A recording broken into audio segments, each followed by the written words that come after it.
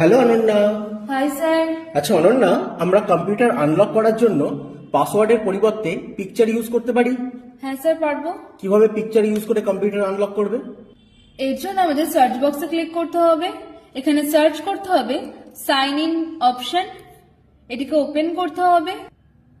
এরপর এখানে picture password অপশনে ক্লিক করতে হবে। এখানে অ্যাড অপশনে ক্লিক করতে হবে। এরপর ল্যাপটপে থাকা পাসওয়ার্ডটি টাইপ করতে হবে। এরপর এন্টার প্রেস করতে হবে। এরপর এখানে চুজ পিকচার অপশনে ক্লিক করতে হবে। এরপর এখানে যে কোনো একটি পিকচার সিলেক্ট করে ওপেন করতে হবে। এরপর এখানে ইউজ দিস পিকচার অপশনে ক্লিক করতে হবে। এখানে পিকচারের যে কোনো তিনটি অংশ ক্লিক করতে হবে। পাসওয়ার্ডটিকে পুনরায় কনফার্ম করার জন্য আবার একইভাবে ক্লিক করতে হবে।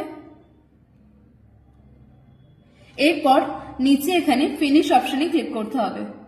এরপর আমাদের কম্পিউটারটিকে লক করলে বা রিস্টার্ট করলে আমরা পিকচার দিয়ে আনলক করতে পারবো।